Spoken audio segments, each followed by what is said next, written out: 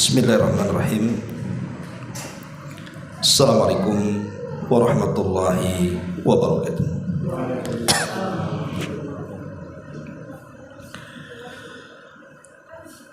Alhamdulillahi rabbil alamin. Wassalatu wassalamu ala ashrafil anbiya'i wal mursalin Sayyidina Muhammadin wa ala alihi wa sahbihi ajma'in, amma ba'du.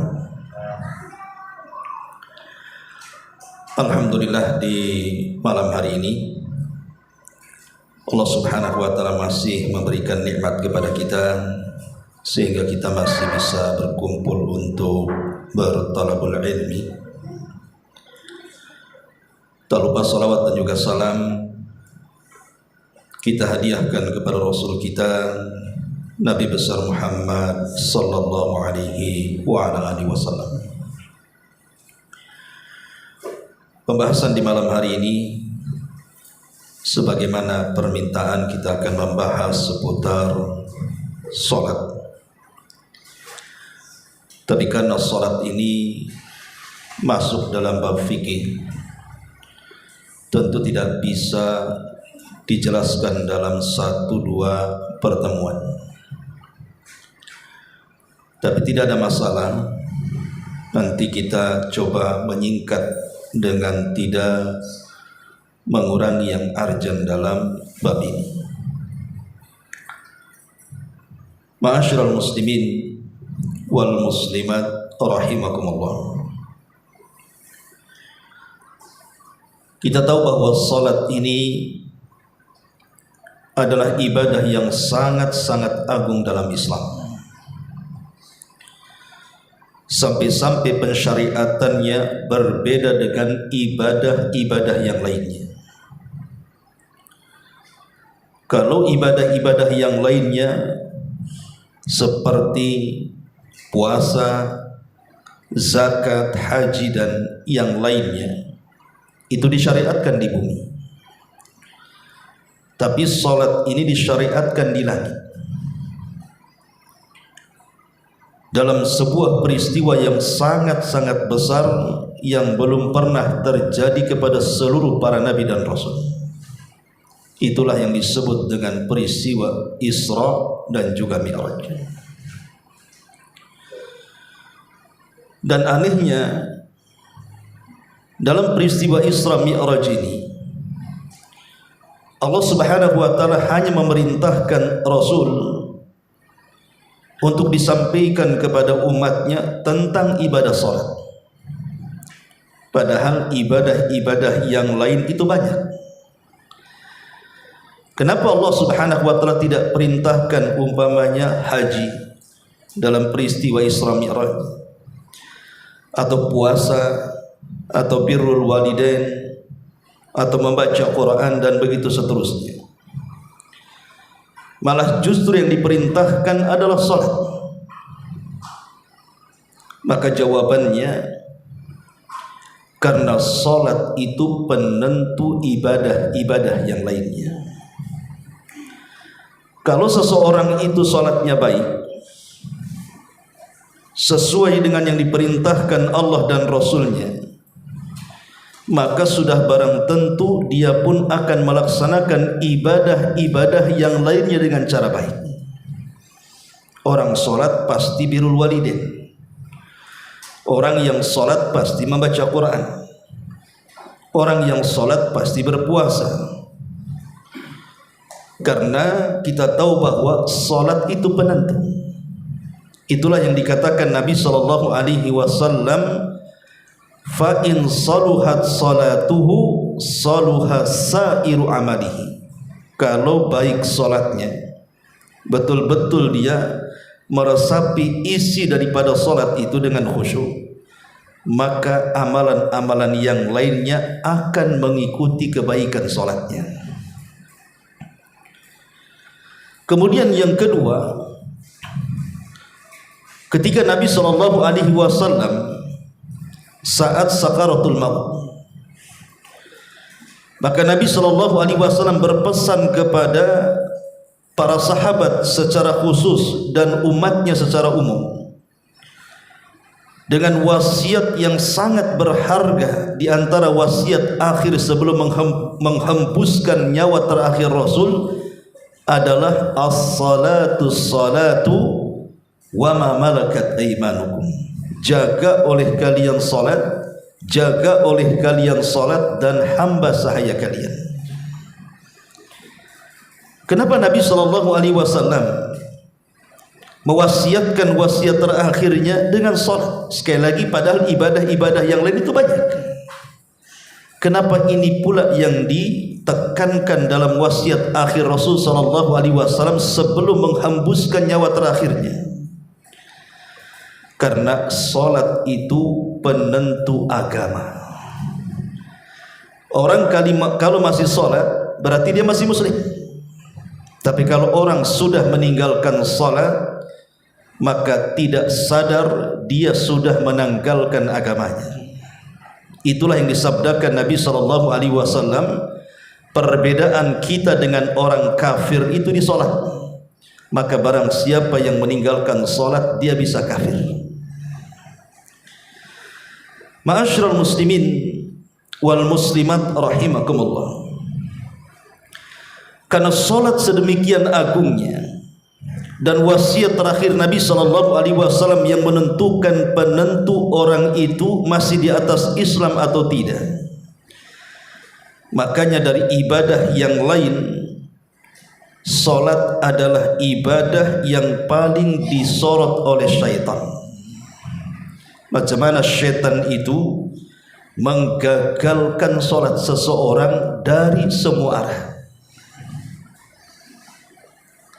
Apalagi salat dikatakan salat itu diambil dari kalimat as-silah. Silah itu artinya hubung kait seorang hamba dengan Allah. Dengan kata lain, salat itu adalah tali yang menghubungkan kita dengan Allah Subhanahu wa taala. Maka semakin banyak salat seorang hamba, maka semakin dekat dia dengan Allah Subhanahu wa taala. Semakin sedikit salat hamba, maka semakin jauh hubungan dia dengan Allah Subhanahu wa taala. Dan setan tidak suka ada seorang hamba yang dekat hubungannya dengan Allah Subhanahu wa taala. Makanya ibadah satu ini disorot oleh syaitan. Ma'asyiral muslimin wal muslimat rahimakumullah. Kalau seandainya ada sebuah pertanyaan, Ustaz, apakah salat saya ini sah atau tidak? Qabul atau tidak? Maka untuk pertanyaan yang pertama, selama salat itu memenuhi syarat, rukun dan wajibnya, maka salat itu dianggap sah. Jadi kalau kita mendatangkan syarat-syaratnya, rukun-rukunnya, wajib-wajibnya, maka kita katakan Anda sudah sah melaksanakan salat. Tapi kalau untuk pertanyaan yang kedua, apakah qabul atau tidak, diterima atau tidak, berpahala atau tidak, maka saya tidak bisa menjawab, karena itu urusan kita dengan Allah Subhanahu wa taala. Tapi logikanya, kalau seandainya seseorang itu sudah melaksanakan salat dengan mendatangkan syarat-syaratnya, rukun-rukunnya, wajib-wajibnya, insyaallah selain daripada sah, pasti dia qabul. Insyaallah dia qabul. Logikanya seperti itu. Tetapi kita tidak bisa memastikan apakah qabul atau tidak. Makanya dari sini syaitan itu akan berusaha untuk menggagalkan salat seorang hamba. Boleh jadi sahnya digoda supaya tidak sah, atau qabulnya digoda supaya tidak qabul di hadapan Allah Subhanahu wa taala. Bagaimana caranya setan itu menggoda kita saat salat? Pertama, kita tahu bahwa setan itu akan selalu hadir dalam salat kita. Disebutkan dalam sebuah hadis yang dikeluarkan Imam Abi Dawud dengan sanad yang hasan, ma min thalathatin fi qaryatin wala badwin la tuqamu fihimus salatu illa qad istahwadha alaihimus syaitan.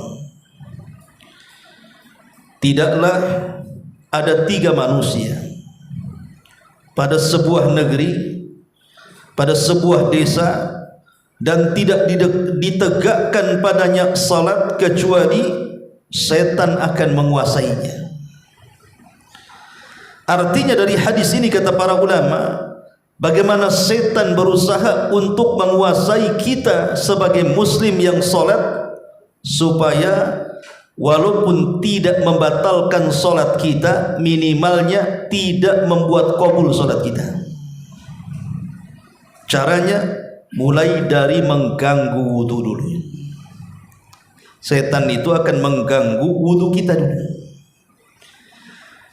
Makanya dalam sebuah hadis yang dikeluarkan dari Imam Bazzar, Nabi SAW bersabda, "Inna syaitana ya'ti ahadakum fayanfuhu fi maq'adihi fayukhayyalu ilaihi annahu ahdatha wa lam yuhdith fala yansarifanna hatta yasma'a sautan aw yajida rihan." Sesungguhnya syaitan ini akan datang kepada salah seorang di antara kalian, kemudian akan meniup-niup di sekitar tempat duduknya, sekitar duburnya. Kemudian Nabi SAW mengatakan, sampai kemudian dia menghayalkan dia telah berhadas padahal tidak hadas. Maka kalau terjadi seperti ini, kata Nabi SAW, jangan berpaling dari solatmu sampai betul-betul engkau mendengar suara kentutmu atau tercium baunya. Jadi setan itu sengaja niup-niup dubur kita, bayangkan, sehingga kita ini dibuat was-was. Jangan-jangan tadi saya kentut, jangan-jangan saya tadi kentut, padahal tidak kentut. Mungkin boleh jadi baru suara perut yang kerabak-kerubuk itu. Makanya Rasul mengatakan jangan berpaling dari solatmu. Itu was-was dari setan, sampai engkau betul-betul mendengar ledakannya atau mencium baunya, kata Rasul. Tapi Ustaz, ada juga kentut itu yang tak ada ledakan, tak ada bau pun. Itu kembali kepada diri kita, mau mengakui atau tidak. Ma'asyiral muslimin wal muslimat rahimani wa rahimakumullah. Ini kalau setan gagal nih, dia menggoda taharah kita, menggoda wudu kita, maka setan kemudian mulai masuk kepada solatnya. Dengan cara apa? Dibuatnya seseorang itu malas untuk berdiri solat. Datang panggilan azan, seolah-olah panggilan itu bukan panggilan solat. Jadi dibuat malas tuh, tidak mau bergerak, tidak langsung mengambil wudu kemudian langsung ke masjid, atau yang wanita tidak langsung mengambil wudu kemudian langsung sholat. Dan itu disebutkan dalam sebuah hadis yang sering sampaikan, yaqidu syaitanu ala qafiyati ra'si ahadikum idza huwa nama thalatha uqadin yadribu makana kulli uqdatin alayka laylun tawilun farqud fa in istayqadha fadhakara Allah in halat uqdah wa in tawadda'a in halat uqdah fa in shalla in halat uqdah fa asbaha nashitan tayyiban nafsi wa illa asbaha khabithan nafsi kasran. Kata Nabi SAW, setan ini akan datang kepada salah seorang di antara kalian, kemudian mengikat 3 ikatan di tengkuk-tengkuk kalian saat kalian sedang tertidur. Kemudian setan akan terus kemudian membisikkan di telinga orang yang tidur itu, tidurlah, malam masih panjang, padahal sudah dengar azan, bahkan sudah qomat pun. Tapi setan terus kemudian menghembuskan di telinganya, jangan bangun, malam masih panjang. Padahal alarm pun sudah memanggil-manggil dia. Dibuatnya dia malas, jangan sampai bangun. Tapi solusinya kata Nabi SAW, kalau kemudian dia bangun dan langsung berzikir kepada Allah, maka hilanglah satu ikatan. Kalau dia kemudian beranjak dari pembaringannya langsung menuju tempat wudunya dan dia pun berwudu, maka hilang dua ikatan. Dan kalau dia langsung melaksanakan sholat, hilanglah tiga-tiga dari ikatan setan itu. Dan kalau sudah hilang, maka di pagi hari jiwanya akan baik dan penuh dengan semangat, dan kalau tidak maka jiwanya akan buruk dan penuh dengan kemalasan. Lihat bagaimana syaitan menggoda kita ini supaya malas untuk bangun dan melaksanakan salat. Ya. Ma'asyiral muslimin wal muslimat rahimani wa rahimakumullah. Bahkan kalau seandainya kemudian orang ini tetap saja kemudian tidur, dan itu yang dikehendaki setan. Umpamanya orang ini sudah terbangun, tapi dia malas. Ya. Akhirnya kemudian terpikir, tidur lagi lah sebentar. Kan masih 15 menit lagi, masih 20 menit lagi umpamanya kan. Tidur dia. Maka ini kesempatan setan terakhir, dia pun kemudian mengencingi dua telinga kita dalam tidur itu. Kata Nabi SAW dalam sebuah hadis yang dikeluarkan Bukhari Muslim, bahwa seseorang disebutkan di sisi Nabi SAW tidur di malam hari sampai waktu pagi, dan dia pun kemudian telat sholat. Apa kata Nabi SAW? Dzaka rajulun bala syaitanu fi udhuni. Itulah setan sedang mengencingi kedua telinganya. Sebagian para ulama, apa maksud mengencingi kedua telinganya itu? Ada yang mengatakan ia mengencingi secara hakikatnya, betul-betul setan kencing, tapi bentuk kencingnya kita tidak tahu. Apakah kencingnya setan sama dengan kencing kita? Ya kalau sama dengan kencing kita bisa budak lah kita. Ya. Atau ada yang mengatakan mengencingi artinya setan menghina kita, karena kita dibuat tidak bangun kemudian meninggalkan sholat. Jadi setan itu sedang menghina kita dengan mengencingi. Muka kita jadi kencingi orang, kita terasa terhina. Hari-hari dikencingi setan biasa saja, kan aneh. Ya. Lah itulah setan, bagaimana caranya supaya kita tertidur lelap padahal sudah bangun, supaya minimalnya walaupun kita tidak meninggalkan sholat, diakhirkan waktu sholatnya. Ma'asyiral muslimin wal muslimat rahimakumullah. Okelah dia selamat dari taharahnya, selamat dari rasa malasnya. Dia pun langsung terbangun, mengambil wudu, kemudian sholat. Bukan berarti setan berhenti sampai di sini. Tidak. Setan akan membuat lalai dalam sholat kita. Dengan cara apa? Mengganggu hati kita. Dibuatnya kita tidak khusyuk. Disebutkan dalam sebuah hadis bahwa satu hari Nabi SAW sedang sholat. Tiba-tiba datang ifrit dari kalangan jin, berusaha mengganggu sholat Nabi SAW. Lihat, Nabi saja diganggu, apalagi kita.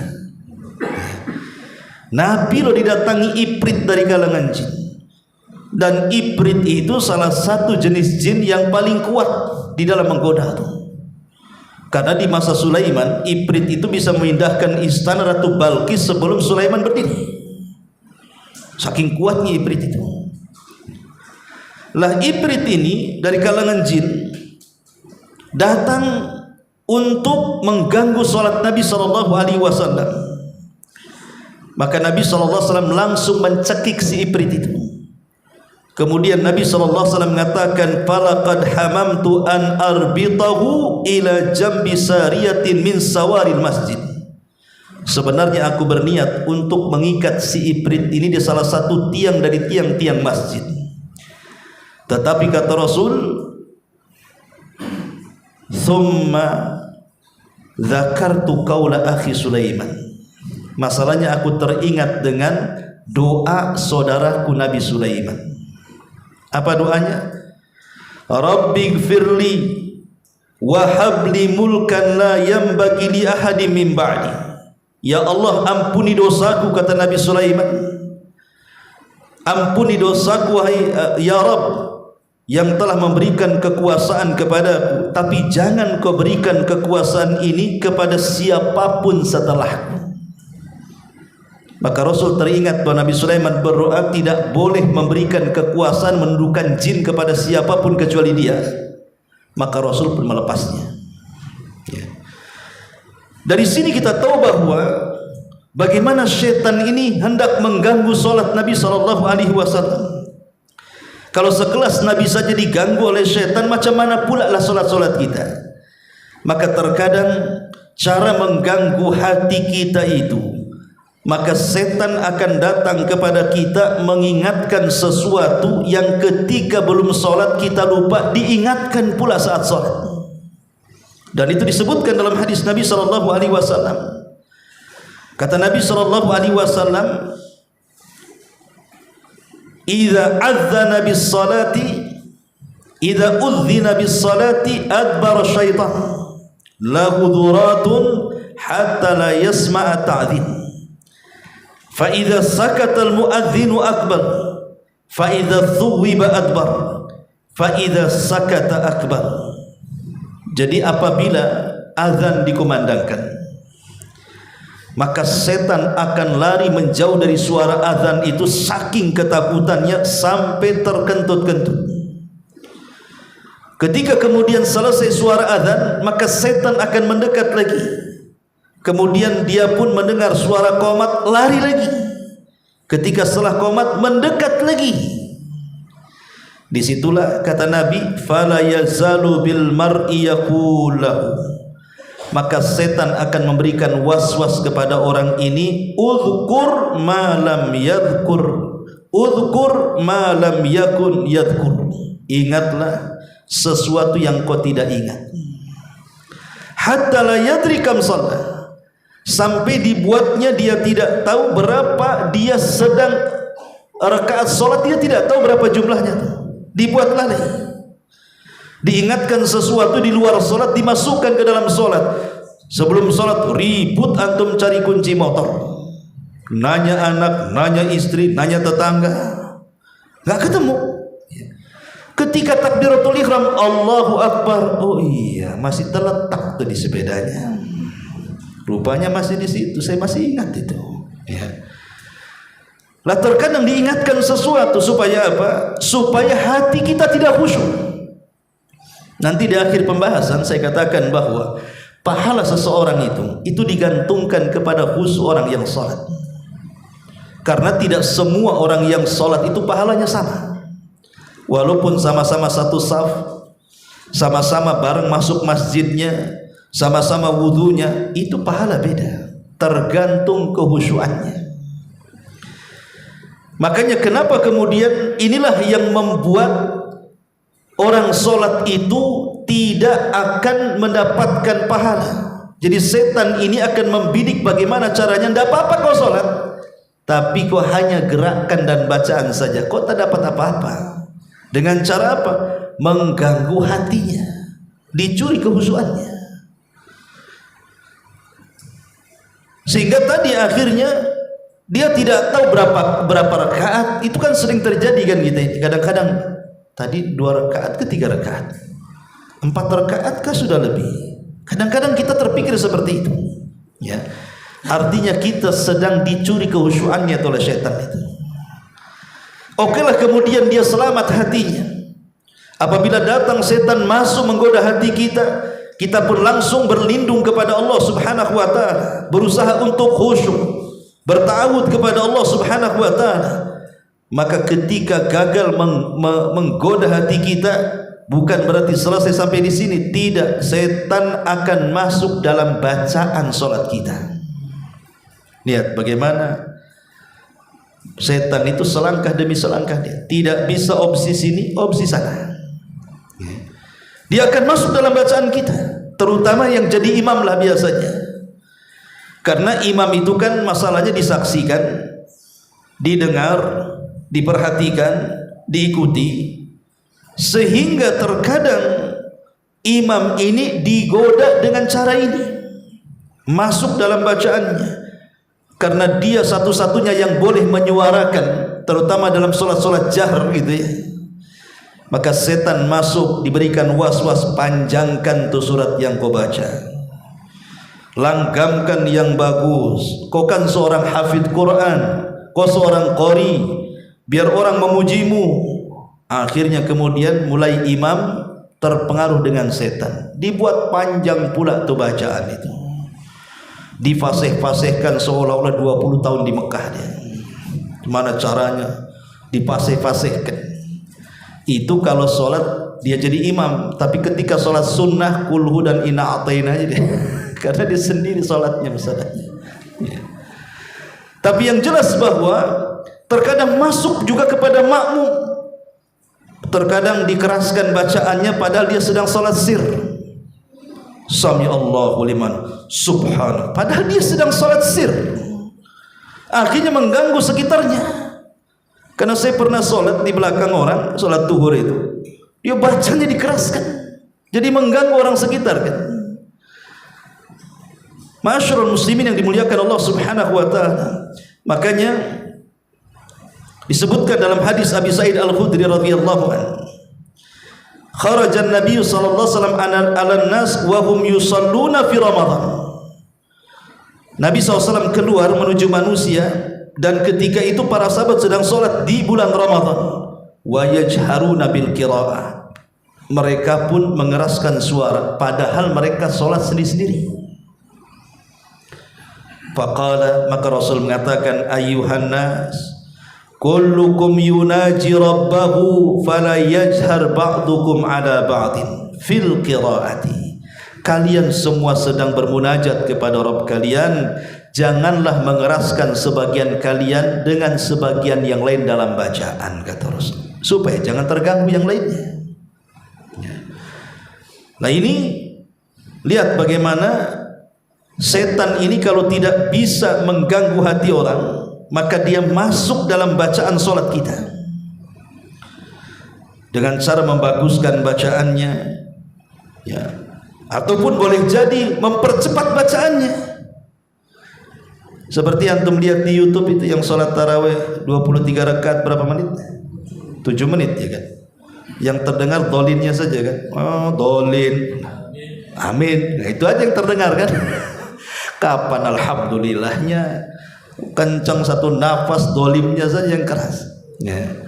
Lah ini terkadang setan masuk juga di situ kan. Cemana dirusak tuh bacaannya ya. Ma'asyiral muslimin yang dimuliakan Allah Subhanahu wa taala, kalaupun dia kemudian bagus bacaannya, dia selamat bacaannya, tidak bisa digoda setan, bukan berarti setan berhenti sampai di sini, tidak. Setan akan masuk dalam gerakan salat dia. Cemana mengganggu gerakannya itu ya. Makanya Nabi sallallahu alaihi wasallam bersabda, aswa'un nas sariqatal ladzi yasriqu min salatihi. Sejahat-jahatnya pencuri adalah orang yang mencuri dalam salatnya. Qalu, para sahabat berkata, ya Rasulullah, wahai Rasul, kaifa yasriqu min salatihi? Rasul, bagaimana ia mencuri dalam salatnya? Qala, maka Rasul mengatakan, la yatimmu ruku'ahu wala sujudahu. Ketika dia salat, dia tidak menyempurnakan ruku' dan sujudnya. Dibuatnya salat seperti kilat khusus, super singkat, dicepat-cepatin itu. Kadang rukunya belum tumaknina sudah ya tidak. Kadang-kadang sujudnya belum tumaknina sudah sujud sudah duduk di antara dua sujud. Tidak ada tumakninahnya. Dan ini biasa terjadi saat Ramadan biasanya. Anehnya ya, namanya masyarakat awam, terkadang tidak diberikan pengertian, terkadang mereka mengejar masjid yang cepat dan meninggalkan masjid yang lambat. Saling menginformasikan, enak di sana katanya, 15 menit tembus 23 situ 11 rakaat 2 jam 1 juz kan. Subhanallah kan. Dia setan ini berusaha mengganggu gerakan dia. Dibuatnya tidak tumakninah sujudnya, tidak tumakninah rukunya, tidak tumakninah i'tidalnya. Ataupun biasanya terjadi orang yang suka mengakhir-akhirkan sholat biasanya. Ini sholat sudah akhir, dekat lagi nih asar mau ke maghrib, maghrib tinggal 15 menit lagi, nggak mungkin khusyuk tuh sholatnya. Pasti kalau bisa inna a'taina bagi dua ya, rukunya pun subhana rabbiyal sekali jadi baca. Yang penting jangan sampai sholatnya datang waktu maghrib. Itu makanya dilarang. Kenapa dalam Al-Quran itu sampai Allah dengan tegas mengatakan fawailun lil musallin alladzina hum an salatihim sahun. Neraka wel bagi orang-orang yang salat. Siapa? Bagi orang yang sahun, lalai dalam salatnya. Para ulama mengatakan maksud lalai di sini artinya takhirus salati an mawaqitiha, suka mengakhir-akhirkan waktu salat sehingga menjauhkan dari waktu asalnya. Ma'asyiral muslimin wal muslimat rahimani wa rahimakumullah.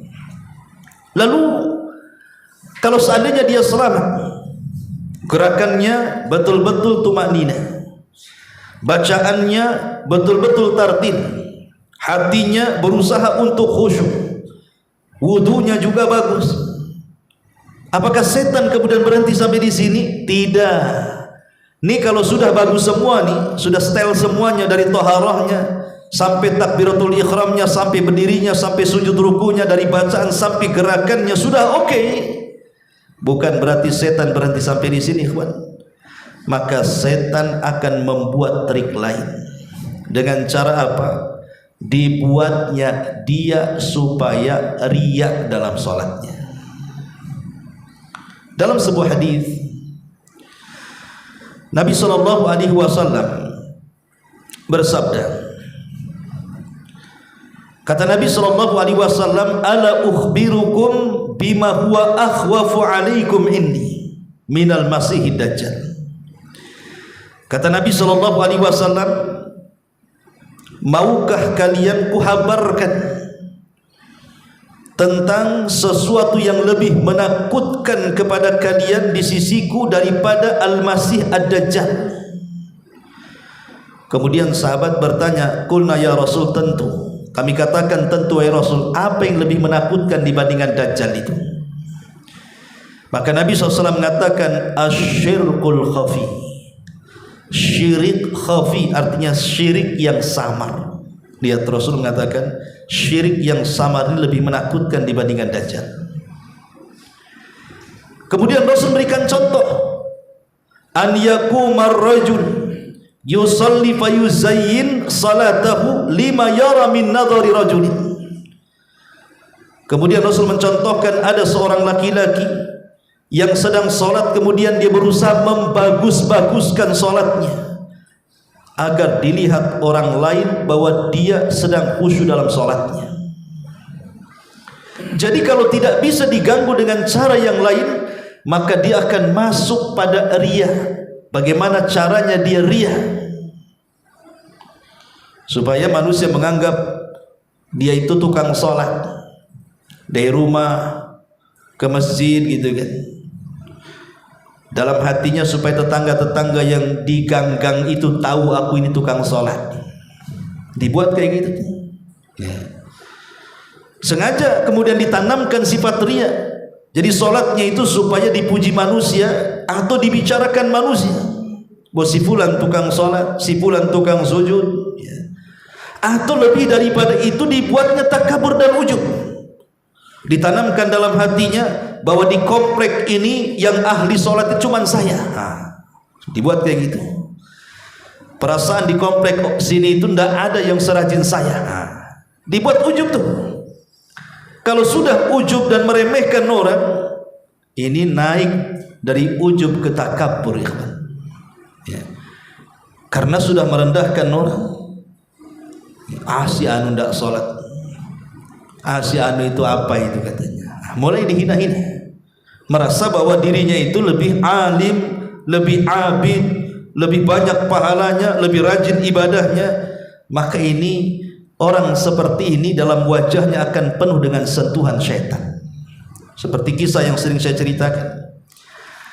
Ada seorang sahabat yang dipuji oleh sahabat yang lain karena rajin sholatnya. Bukan hanya rajin sholatnya, rajin puasanya. Bukan hanya rajin puasanya, rajin baca Qur'annya, rajin zikirnya. Pokoknya ahli ibadah betul di tengah-tengah para sahabat, sehingga sahabat yang lain cemburu dan bicarakannya. Sampai ketika Rasul ikut duduk di majelis mereka, mereka membicarakan sahabat itu, tiba-tiba orang yang dibicarakan muncul dari ujung masjid. Sahabat mengatakan, ya Rasul, yang kami bicarakan maksudnya si anu tuh yang mau masuk gitu. Maka Rasul melirik kepada orang itu. Tiba-tiba Rasul kemudian mengatakan, tahukah kalian kalau di wajahnya penuh dengan sentuhan syaitan katanya. Sahabat heran, Rasul, dia yang paling abid di antara kami, paling rajin sholatnya, paling rajin puasanya, kenapa kau katakan penuh dengan sentuhan syaitan di wajahnya? Kata Rasul, nanti kalian tahu. Ketika kemudian laki-laki yang dibicarakan ikut duduk di majelis Rasul, Rasul bertanya kepada dia, wahai fulan, aku ingin bertanya kepadamu, tolong jujur jawab.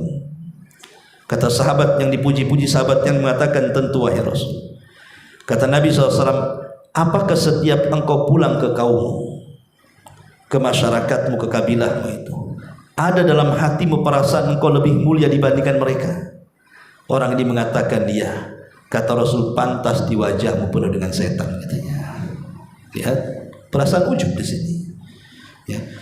Itulah bagaimana setan ini berusaha kemudian dari semua sisi dia akan berusaha masuk dalam sholat kita. Kalaupun dia tidak mengganggu tentang keabsahan sholat kita, karena kita sudah mendatangkan syarat rukun dan wajibnya, maka dia akan berusaha mengganggu dari sisi qabul kita, supaya sholat kita hanya dianggap gerakan dan bacaan saja, tapi tidak bernilai pahala di hadapan Allah Subhanahu wa ta'ala. Akhirnya kan sia-sia, hanya melepaskan kewajiban saja, tapi tidak mendapatkan apa-apa. Sebagaimana ada hadis yang mengatakan, ada seseorang itu 60 tahun sholatnya tidak diterima. Ketika ditanya sahabat, ya Rasulullah, macam mana orang sholat 60 tahun tidak diterima? Ya, kata Rasul, karena orang ini tidak pernah lurus saat sujud dan rukunya. Artinya tidak pernah tumakninah dalam sujud dan rukunya. Ma'asyiral muslimin wal muslimat rahimakumullah. Dan banyak lagi waswas syaitan itu yang kemudian diupayakan supaya kita ini buruk sholatnya. Lalu bagaimana caranya supaya kita ini khusyuk dalam sholat? Karena sekali lagi ikhwatu fillah muliakan Allah Azza wa Jalla, yang banyak menentukan kabulnya sholat kita itu, yang banyak menentukan kabulnya sholat kita ini adalah amalan hati kita. Ya, memang gerakan dan bacaan juga mempengaruhi, menyumbang tentang kabulnya sholat kita, artinya berpahala dan tidaknya sholat kita. Dalam setiap gerakan dan bacaan kita juga menyumbang akan kabulnya sholat. Tapi yang paling penting dari perkara ini adalah amalan hati. Apa itu? Khusyuk. Ya. Khusyuk itulah yang menjadikan kemudian tingkatan-tingkatan pahala dalam sholat itu berbeda-beda satu dengan yang lainnya. Sampai-sampai Nabi SAW mengatakan, innar rajulah la yansarifu wa ma kutiba lahu illa usyru salatiha tus'uha sumnuha subuha sudusuha khumsuha rubuha sulusuha nispuha, kata Rasul.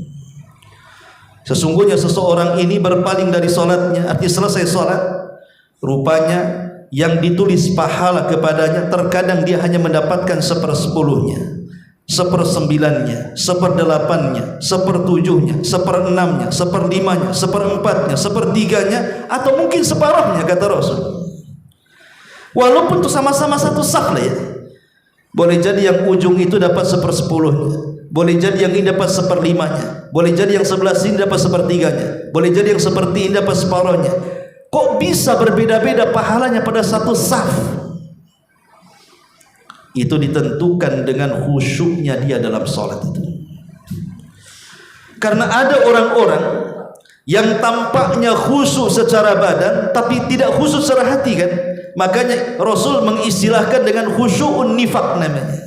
Khusyuknya orang munafik, hanya bergaya dalam badannya saja, seolah-olah khusyuk, tidak bergerak, tapi hatinya ada di pasar, ada di kantor, ada di jalan, ada di Jakarta sana, ya. Mikir ke sana kemari, mikir utang, mikir rumah, mikir anak gitu ya. Memang khusyuk dia. Imam ruku berdiri saja karena dia meleng masalahnya kan. Lah setan itu dibuatnya seperti itu, kita ini dibuat khusyuk nifaq namanya. Khusyuk gaya-gayaan saja. Badannya khusyuk, jasmaninya khusyuk, tapi ruhaninya tidak khusyuk, melanglang buana, mengembara kemana-mana. Makanya kata para ulama ada 10 tip bagaimana supaya solat kita ini khusyuk. Pertama, husnul isti'dadi lis-salati. Perbaiki persiapan kita ketika hendak melaksanakan sholat, mulai daripada pakaian kita. Terkadang ada di antara kita ini, mereka itu suka mengurangi hak-hak Allah tapi menyempurnakan hak manusia. Kalau berjumpa dengan pejabat saja harus rapi, pakaiannya harus bagus, terkadang pakai dasi, harus pakai parfum, terkadang mandi sampai berkali-kali. Itu yang dihadapi pejabat. Tapi ketika yang dihadapi adalah Allah Subhanahu wa ta'ala, itu baju kerja, itu baju sholat, itu baju tidur, seolah-olah tidak punya atribut kecuali itu kan. Itulah masuk dalam kategori di dalam Al-Quran, wailulil mutaffifin. Celakalah bagi orang-orang yang mengurang-urang takaran. Kalau menakar kepada manusia disempurnakan, kalau menakar di hadapan Allah dia pun kurangi. Maka di antara sebab kehusyuan itu dari segi pakaian, kemudian dari segi tempat, ya, kebersihannya ada najis atau tidak, dari segi wudunya menyempurnakan atau tidak. Maka ini semua bisa menyumbang kepada kehusyuan kita. Ini yang pertama. Yang kedua, at-tuma'ninatu wa adamul isra. Usahakan tuma'nina. Jangan mengejar rakaat dalam sholat itu, tapi kejarlah pahala dalam sholat. Kalau orang mengejar rakaat, yang penting selesai, ya boleh jadi mungkin sah kalau mendatangkan syarat rukun dan wajibnya. Tapi apakah dia berpahala? Makanya dalam sholat itu yang dikejar pahala, jangan rakaat. Seperti contohnya umpamanya, ada orang masbuk, imam ini mau sujud, jadi dia dari i'tidal ke sujud. Kemudian kita baru jadi makmum yang masbuk di belakang. Terkadang kita tidak langsung mengikuti imam kan. Ada sebagian kita itu tidak mau mengikuti imam, nunggu imam sujud baru kemudian bangkit. Setelah bangkit baru kita takbir. Alasannya, buat apa sih ngikutin imam, katanya nggak dapat satu rakaat pun capek-capek saja. Ya. Itu namanya orang mengejar rakaat, itu namanya tidak mengejar pahala. Dia salah. Sebenarnya setiap gerakan dan bacaan solat itu walaupun tidak dapat satu rakaat tetap dinilai pahala. Kita kan cari pahala di situ, bukan cari rakaat kan. Langsung saja imam sedang sujud langsung Allahu Akbar, ikutin dia sujud, itu sudah berpahala itu. Gerakan kita berpahala, bacaan kita berpahala kan gitu. Itu contohnya. Ada orang yang mengejar rakaat tidak mengejar pahala. Lah padahal kita ibadah itu kan ingin dapat pahala. Makanya penting tuma'ninah dan tidak tergesa-gesa itu. Jangankan lagi ketika sholat tidak tergesa-gesa, datang dari rumah ke masjid saja kita dilarang tergesa-gesa. Betapa banyak orang yang sudah mendengar qomat, wah kayak mau kiamat, lari dia, takut nggak dapatkan 1 rakaat kan. Padahal apa kata Rasulullah? Kalau engkau berangkat untuk sholat, kata Rasul, fala tas'auna, jangan tergesa-gesa, ya. Berjalanlah dengan tenang. Apa yang kau dapati dalam sholat itu, alhamdulillah. Apa yang kau luput, sempurnakan, kata Nabi. Sebab kalau seandainya tergesa-gesa ikhwan, walaupun larinya mungkin dari pintu musola ke sini, ketika takbiratul ihram itu, terkadang kita tidak bisa fokus untuk menghadirkan Allah saat pertama kali kita mengangkat kedua tangan. Padahal kata Imam Nawawi rahimahullah ta'ala, minimalnya khusyuknya orang awam, dia bisa menghadirkan Allah saat takbiratul ihram. Ya, jadi saat takbiratul ihram itu dia bisa fokus bahwa dia sedang sholat. Tapi bukan berarti fatwa daripada Imam Nawawi ini maksudnya adalah yang diprioritaskan saat takbiratul ihram saja. Selepas takbiratul ihram terserah mau kemana-mana, nggak begitu maksudnya. Ini barometer orang awam. Ya, kalau antum mah sudah ngaji bukan awam, orang-orang awam maksudnya kan. Minimalnya dianggap sah sholat mereka itu ketika pada pertama takbiratul ihram dia menghadirkan Allah di situ. Artinya dia fokus dan betul-betul konsentrasi bahwa dia akan sholat. Tapi orang yang tergesa-gesa mana bisa konsentrasi, kawan? Yang ada mos-mosan tidak jelas. Ya. Ma'asyiral muslimin yang dimuliakan Allah Subhanahu wa taala. Ini yang kedua, yang ketiga, tadabbur al-ayatil maqru'ah. Ini pun penting.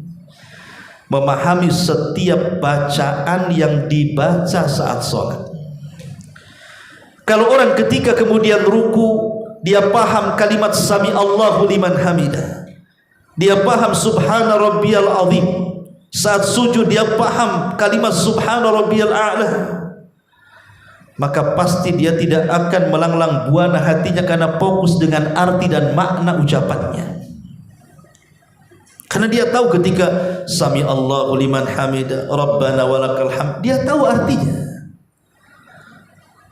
Tapi disitulah terkadang syaitan itu menggoda manusia itu untuk dimalaskan belajar sholat. Yang penting sholat kan, itu istilahnya itu. Ya sholatnya ikut-ikutan orang. Dia salah bahwa sholat dengan ilmu, dengan sholat tanpa ilmu atau kejahilan itu beda kualitasnya. Adapun sholat karena ilmu, maka setiap gerakan dan bacaannya berpahala. Adapun sholat karena kejahilan, walaupun dia bergerak dan membaca, tapi sia-sia, tidak dapat pahala, hanya menggugurkan kewajibannya saja. Mana dalilnya? Ketika Munkar dan Nakir bertanya kepada orang yang beriman, siapa Rabbmu? Siapa Nabimu? Apa agamamu? Karena dia punya pengetahuan, maka dia sanggup menjawab. Dia mengatakan Rabbku Allah, Muhammad nabiku, Islam agamaku. Maka Allah katakan sadaqa abdi, hambaku telah benar. Tapi lihat orang-orang jahil, orang-orang fasik, munafik, kafir, ketika ditanya siapa Rabbmu, siapa nabimu, apa agamamu, dia mengatakan la adri, aku tidak tahu, aku tidak tahu. Aqulu kama qala an-nas wa fa'altu kama fa'ala an-nas. Aku hanya mengucapkan apa yang manusia ucapkan, aku hanya berbuat apa yang manusia buat. Itu namanya taklid. Ketika kita sholat, kita hanya mengikuti orang, apa yang orang baca ikut baca, apa yang orang gerakan ikut gerakan. Artinya dia sholat bukan karena pengetahuan dia, tapi karena ikut orang. Maka orang seperti ini tidak akan bisa menjawab pertanyaan-pertanyaan malaikat tadi. Ma'asyiral muslimin wal muslimat rahimakumullah. Ini yang ketiga. Dan memahami bacaan juga untuk supaya hati kita ini tidak mengelana, tidak mengembara kemana-mana. Kita fokus dengan arti bacaan dan bisa merenungkannya. Kemudian yang keempat, at-tafakkur fi azamatil khaliqi subhanahu. Tafakkur, berfikir tentang kebesaran Allah Subhanahu wa taala. Berucapan takbir ketika pertama kali kita katakan dalam takbiratul ihram Allahu Akbar, maknanya selain Allah itu kecil. Karena kalau kita membandingkan bumi dengan langit saja, ibarat kita meletakkan cincin di tengah padang pasir. Cincin itu buminya, padang pasir itu langitnya. Kalau kita gabungkan langit dan bumi dengan kursi Allah, maka sama dengan meletakkan cincin di padang pasir. Langit, bumi itu cincinnya, padang pasir itu kursinya. Kalau kita gabung semuanya dengan arsy Allah Subhanahu wa ta'ala, maka sama dengan meletakkan cincin di padang pasir. Cincin itu kursinya, langitnya, buminya, padang pasir itu arsy-nya. Bagaimana yang menciptakannya? Allahu Akbar. Berarti Allah lebih besar dibandingkan semua makhluknya. Kemudian yang kelima, an-nadharu ila maudhi'is sujud.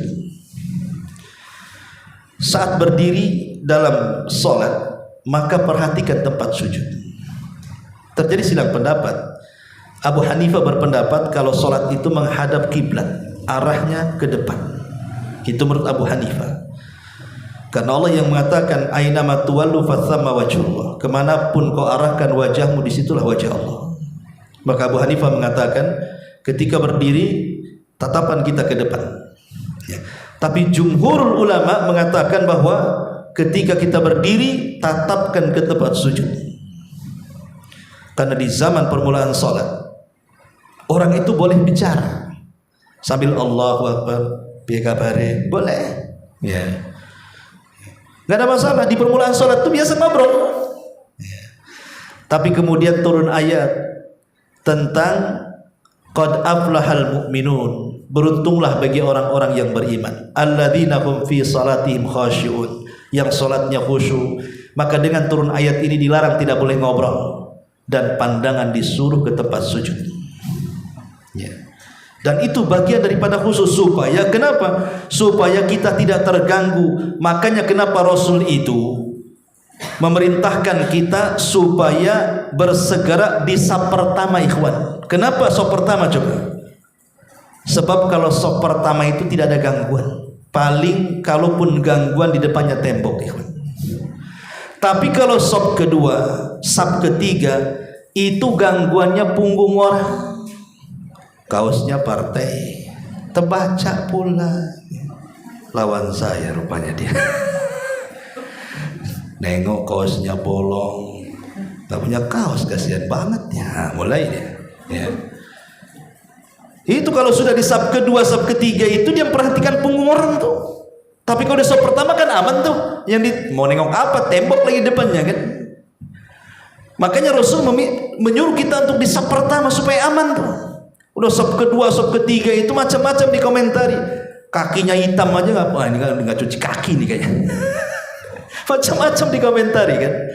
Nah ini bahaya, makanya ambil saf pertama biar aman. Ya.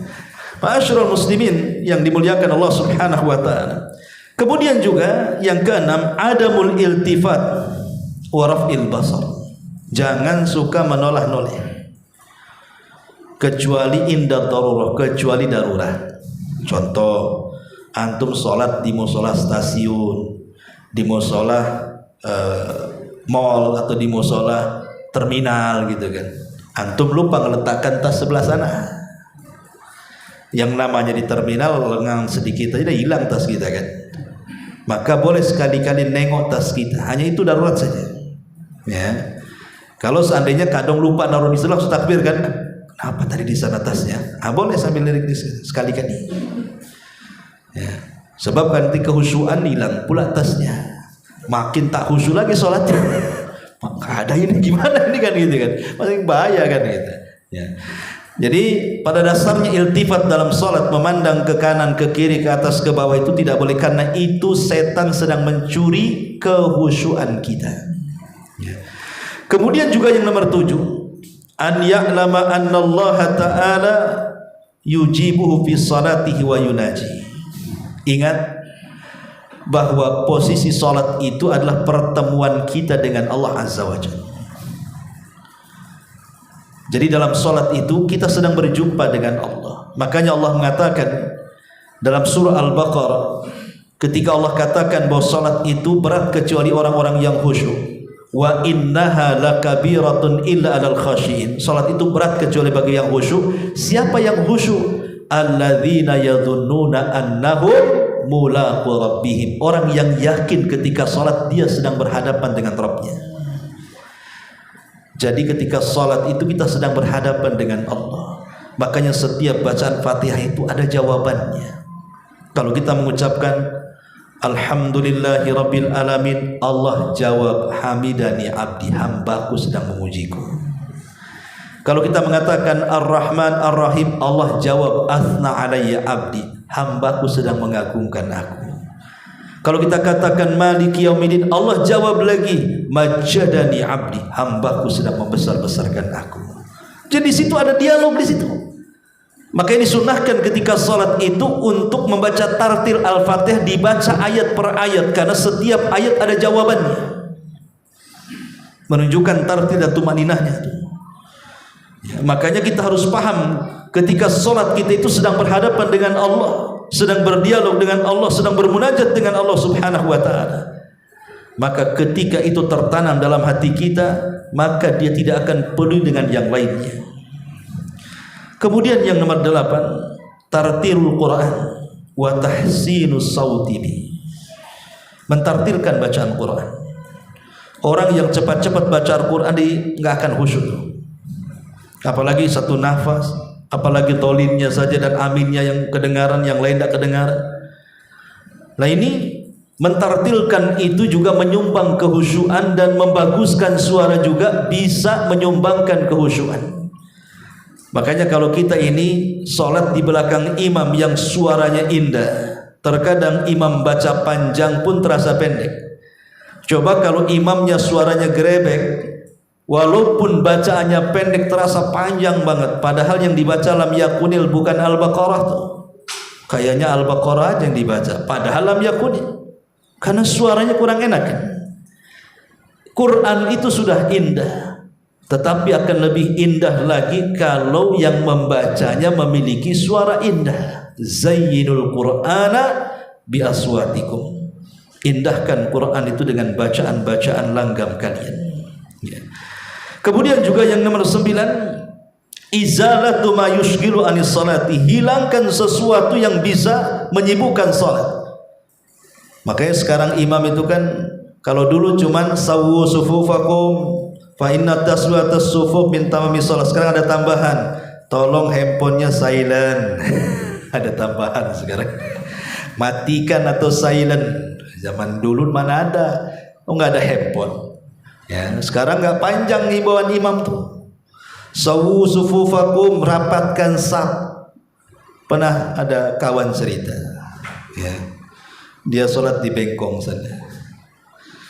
Jadi sebelahnya itu menjauh, mungkin bisa satu orang lagi sebenarnya.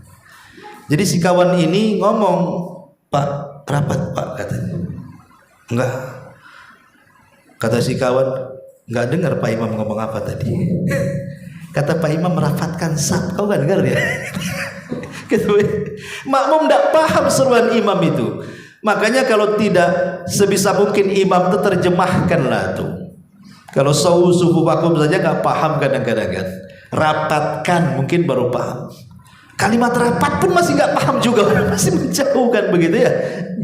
Berarti dia nggak nurut sama imamnya, padahal imam dijadikan itu tuh diikuti. Ini kok tak nurut sama imam ini.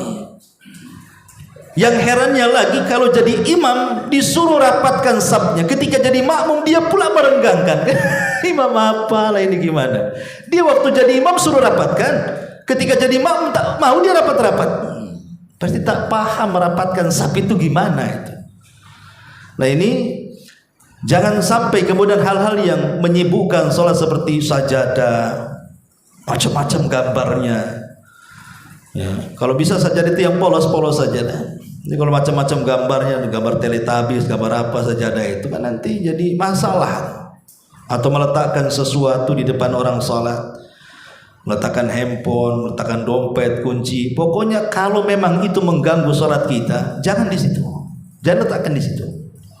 Ya, karena ini juga bisa menyumbang kehusyuan. Kemudian yang nomor 10 yang terakhir, alla yusalli wa qad ghalabahu nu'as wa huwa hakin. Kalau ngantuk betul, jangan dipaksakan sholat. Ngantuk kali, ya tidurkan saja. Sebab kalau orang ngantuk nanti yang dibaca lain pula. Nanti baca Al-Baqarah lari pula kena ataina. Ya, namanya orang ngantuk, ya kan? Kalau ngantuk sekali, jangan dipaksakan sholat. Tidurkan sebentar, ya kalau sudah hilang ngantuknya, ya baru kemudian sholat. Karena salah satu yang menjadikan sholat tidak khusyuk itu karena ngantuk berat. Inilah diantara 10 perkara yang menurut kata para ulama bisalah menyumbang kekhusyuan. Ya, bisa menyumbang ikhwan. Karena kita tahu bahwa khusyuk di sini ada 2 faedah. Kalau kita ini bisa khusyuk. Pertama, kita akan mendapatkan kesempurnaan sholat. Dengan khusyuk itu kita bisa mendapatkan kesempurnaan sholat. Yang kedua, dengan khusyuk itu kita akan mendapatkan pahala sebanyak-banyaknya dalam sholat. Karena saya katakan dari awal, yang menentukan pahala dan tidak, atau yang banyak menyumbang mendapatkan pahala dan tidak, itu amalan hati. Dan amalan hati dalam sholat itu berupa kehusyuan dia. Lihat Abu Bakar Siddiq radhiyallahu anhu. Kenapa dikatakan para ulama ma sabaqahum Abu Bakrin bi kathrati siyamin wala salatin walakin bi syai'in waqara fi qalbi. Abu Bakar itu tidak mengungguli para sahabat yang lain karena banyak puasa. Sahabat yang lain jauh lebih banyak puasanya. Tidak mengungguli karena banyak sholatnya. Sahabat yang lain jauh lebih banyak sholatnya dibandingkan Abu Bakar. Tapi kenapa Abu Bakar diunggulkan dari semua sahabat? Padahal kalau dari segi puasa, banyak sahabat yang lebih banyak puasanya. Kalau dari sholat, banyak sahabat yang lebih banyak sholatnya daripada Abu Bakar. Alasannya karena sesuatu yang terpatri dalam dada, yaitu satu amalan hati yang tidak dimiliki sahabat yang lainnya. Apa itu? Hubbullah wa Rasul. Kecintaan yang tinggi Abu Bakar kepada Allah dan Rasulnya yang tidak dimiliki siapapun. Makanya keimanan Abu Bakar kalau ditimbang di satu neraca, dan sahabat yang lain ditimbang di neraca yang lainnya, bahkan semua manusia setelah Nabi ditimbang keimanannya, maka keimanan satu Abu Bakar menandingi semua keimanan manusia setelah Nabi. Karena apa?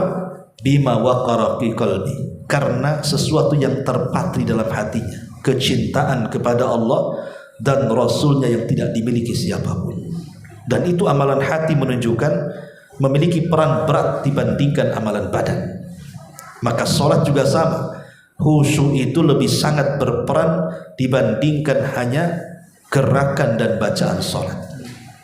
Walaupun sekali lagi bacaan dan gerakan sholat pun tetap penting.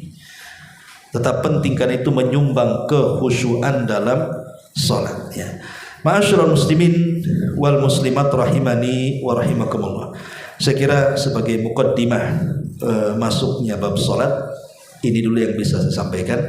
Insyaallah mungkin pertemuan berikutnya mulai kita masuk pada syarat-syaratnya, rukun-rukunnya, wajib-wajibnya, sunnah-sunnahnya, dan kita akan berusaha untuk mengambil yang terpenting yang kita bisa langsung amalkan dalam salat sehari-hari yang kita lakukan. Wallahu a'lam. Sampai di sini. Sebelum saya tutup, kalau ada yang bertanya silakan. Fadhal. Setan ini kan suka menggoda, menyesatkan, mengganggu, menyesatkan orang tadi. Iya. Pertanyaannya Ustaz, ketika kita seorang Ustaz, apakah setan ini selevel dengan Ustaz juga gitu maksudnya? Iya. Oh beda. Ya.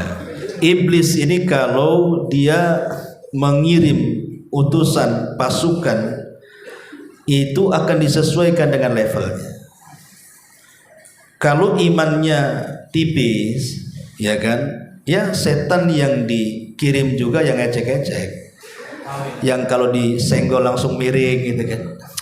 Apa kasihan, jangan yang ini. Ini kalau Ustadz nih beda ini, harus setan yang udah ada penataran nih. Yang dikirim bukan setan biasa nih. yang kuat juga, yang berpengalaman kan itu ya. Karena yang dilawan ini ustadz nih. Nah. Dan cerdas ikhwan. Iblis dan anak buahnya itu cerdas. Pertama karena mereka diberikan usia panjang. Mereka bertemu dengan beberapa generasi. Ya, mereka bertemu dengan beberapa macam karakter orang.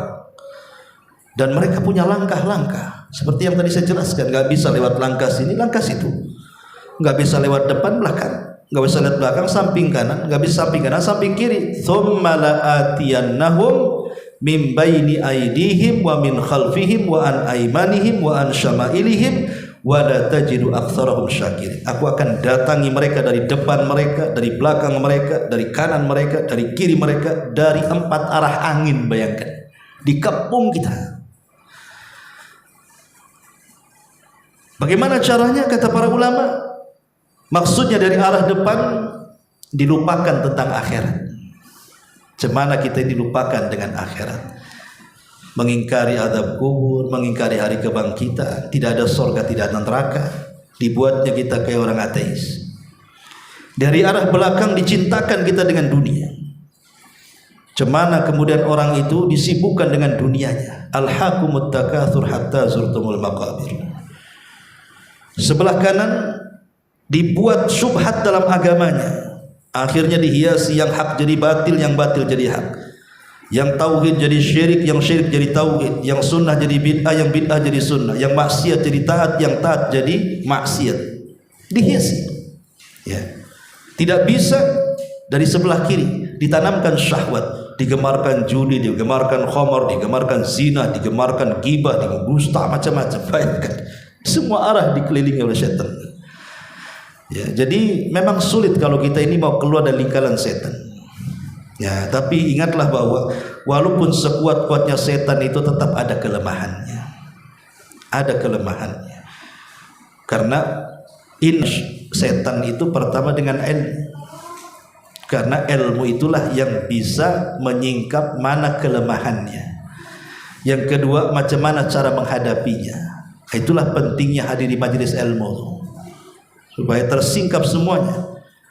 Ya, dan ilmu itu ya bisa mendekatkan diri kita kepada Allah dan bisa menanamkan rasa takut yang lebih kepada Allah dibandingkan kepada yang lainnya. Tapi orang jahil mau takut sama siapa? Yang ditakutkannya saja tidak tahu, namanya jahil. Cuma dia mau takut. Ya. Jadi ya dengan ilmu. Yang kedua dengan iman. Karena target setan, kata Imam Ibnul Qayyim, menggoda anak Adam itu macam mana diganggu keimanannya supaya dia kufur. Makanya targetnya sholat. Karena orang meninggalkan sholat bisa kufur.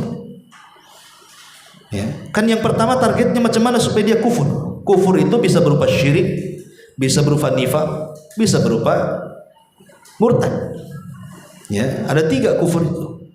Dibuatnya dia syirik, dibuatnya dia munafik, dibuatnya dia murtad. Lah orang sholat ini buat murtad sama dia. Karena kalau seandainya orang meninggalkan sholat bisa murtad walaupun dia ngaku Islam. Karena itu barometernya antara kita dengan orang kafir itu ada di sholat masalahnya. Makanya kenapa target pertama setan dari semua ibadah itu di sholat dulu. Tentu setelah tauhid. Ya, tauhid yang pertama diganggu, dikasih was-was dalam hatinya. Siapa yang menciptakan langit? Kata hati Allah. Siapa yang menciptakan bumi? Kata hati Allah. Siapa yang menciptakan pohon? Kata hati Allah. Siapa yang menciptakan makhluk ini Allah. Terakhirnya sudah mentok. Siapa yang menciptakan Allah kalau gitu? Kalau sudah sampai taraf siapa yang menciptakan Allah, kata Rasul, falyasta'id billahi minasyaitonir rajim. Segera kita isti'adzah. A'udzubillahi minasyaitonir rajim. Usaha akidahnya itu digoyangkan kan? Kalau dia mantap akidahnya, masuk lewat sholat. Supaya dia kufur. Ya. Makanya target pertama itu sholat tuh setan itu. Supaya dia sadar ataupun tidak, dibuatnya tidak mau sholat, akhirnya tanpa sadar keluar dari Islam. Naudzubillah. Herannya, kalau orang yang nggak pernah sholat dikatakan kafir, dia marah. Enak aja aku kafir, nih KTP ku Islam. Dari lahir, dari orang aku Islam katanya. Ya kalau kau Islam sholat lah katanya. Nanti nunggu hidayah katanya. Nunggu hidayah cuek, subhanallah. Wallahu a'lam. Ya, saya kira sampai di sini ya, mudah-mudahan ada manfaatnya. Subhanaka bihamdika asyhadu an la ilaha illa anta astaghfiruka wa atubu ilaik. Wallahu taala alam. Assalamualaikum warahmatullahi wabarakatuh.